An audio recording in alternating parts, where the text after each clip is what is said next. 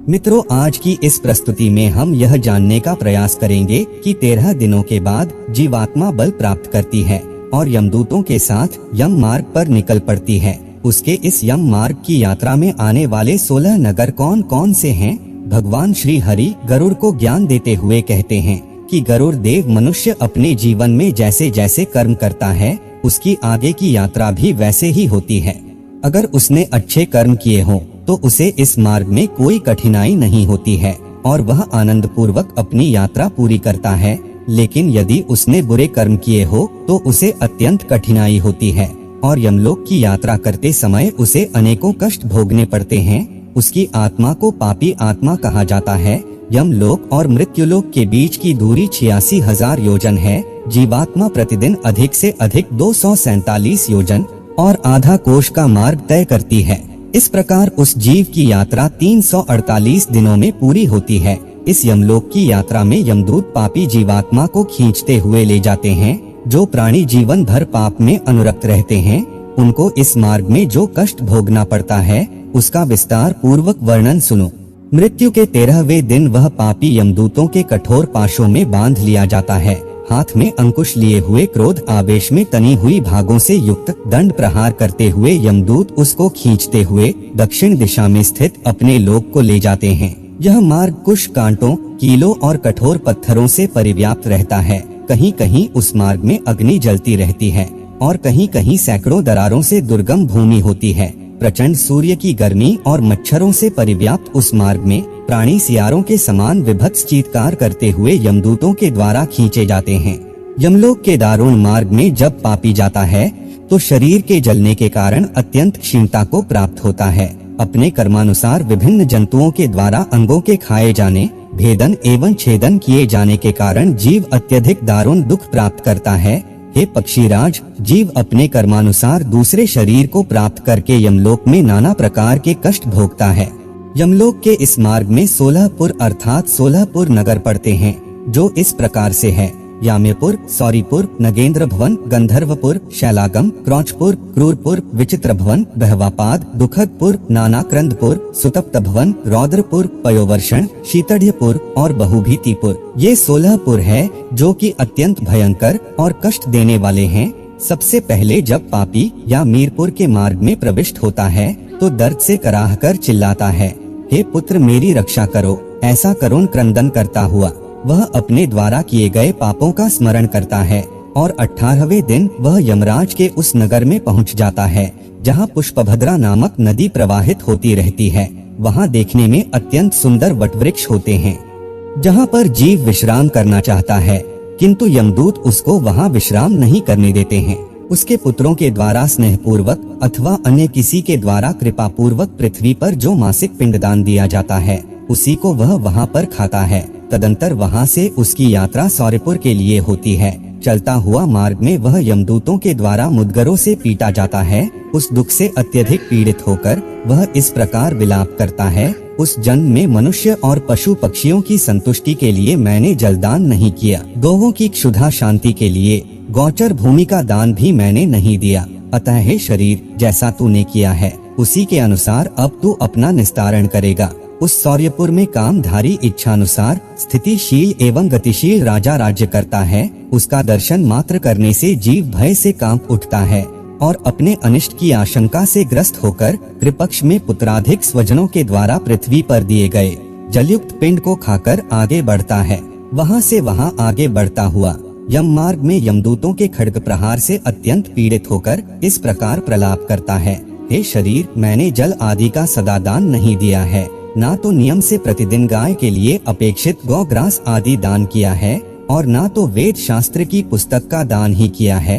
पुराणों में वर्णित तीर्थों की यात्रा नहीं की, इसलिए जैसा तूने किया है उसी में अपना निस्तार करेगा।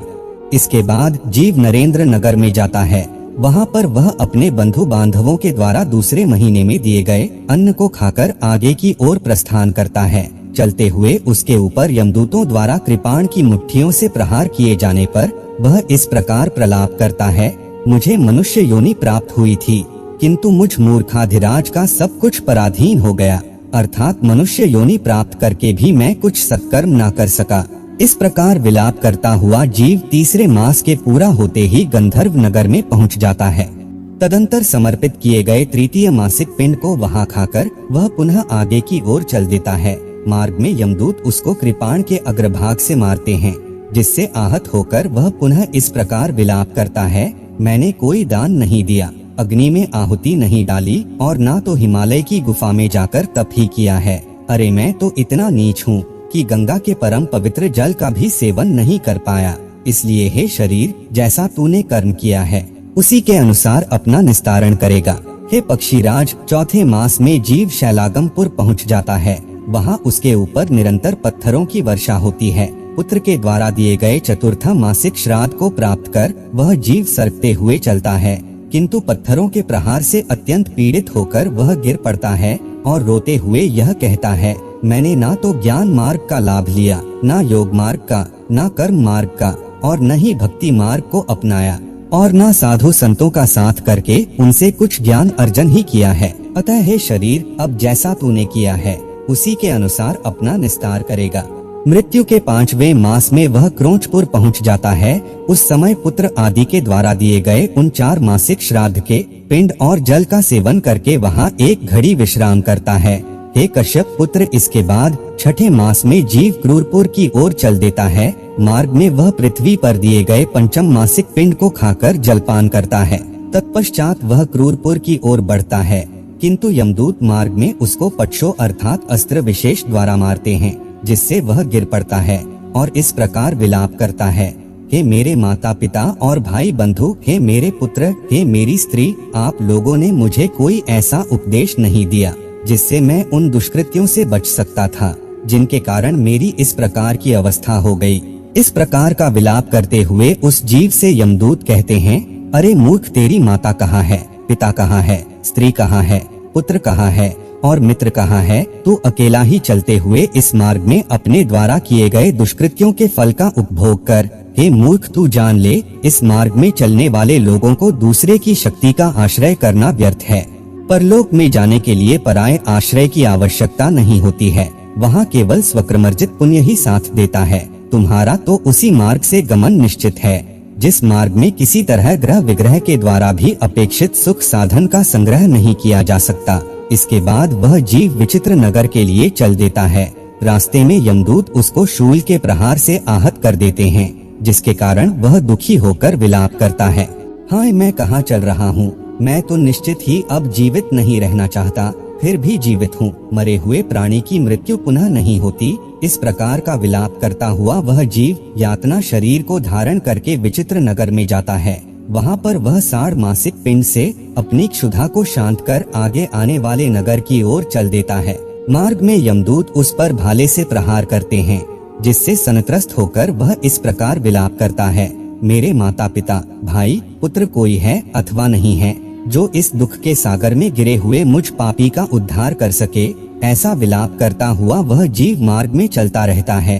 उसी मार्ग में वैतरणी नामक एक नदी पड़ती है, जो 100 योजन चौड़ी है और रक्त तथा पीव से भरी हुई है। जैसे ही मृतक उस नदी के तट पर पहुंचता है, वैसे ही वहां पर नाव वाले मल्लाह आदि उसको देखकर यह कहते हैं कि यदि तुमने वैतरणी गौ का दान दिया है तो इस नाव पर सवार हो जाओ और सुखपूर्वक इस नदी को पार कर लो। जिसने वैतरणी नामक गौ का दान दिया है वही सुखपूर्वक इस नदी को पार कर सकता है।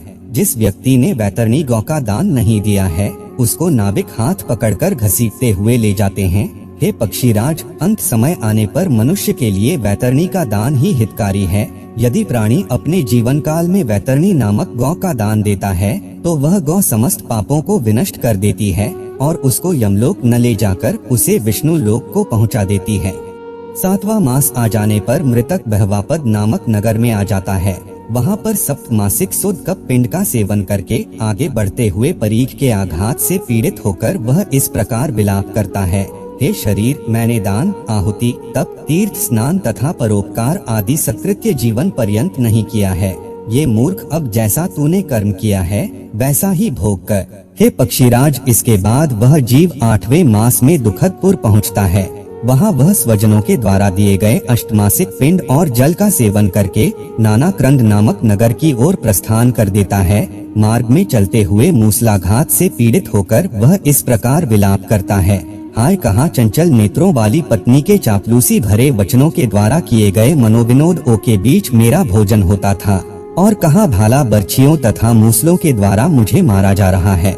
इस प्रकार विलाप करता हुआ वह जीव 9वें मास में नानाक्रंदपुर पहुंच जाता है। तदंतर 9वें मास में पुत्र द्वारा दिए गए पिंड का भोजन करके वह नाना प्रकार का विलाप करता है। तत्पश्चात यमदूत 10वें मास में उसको सुतप्त भवन ले जाते हैं। मार्ग में वे उसको हल से मारते पीटते हैं, जिससे आहत होकर वह इस प्रकार विलाप करता है, हाय कहाँ मेरे पुत्र अपने कोमल कोमल हाथों से मेरे पैर दबाया करते थे, और कहा आज इन यमदूतों के वज्र के समान कठोर हाथों से मेरे पैर पकड़कर मुझे निर्दयता पूर्वक घसीटा जा रहा है। 10वें मास में वहीं पर पिंड और जल का उपभोग करके वह जीव पुनः आगे की ओर सरकने लगता है। 11वां मास पूर्ण होते ही वह रौद्रपुर पहुंच जाता है। मार्ग में यमदूत जैसे ही उसकी पीठ पर प्रहार करते हैं, वह चिल्लाते हुए इस प्रकार विलाप करता है, कहा मैं रुई से बने हुए अत्यंत कोमल गद्दे पर लेटकर प्रतिक्षण करवटें बदलता था, और कहा आज यमदूतों के हाथों से निर्दयता पूर्वक मारी जा रही लाठियों के प्रहार से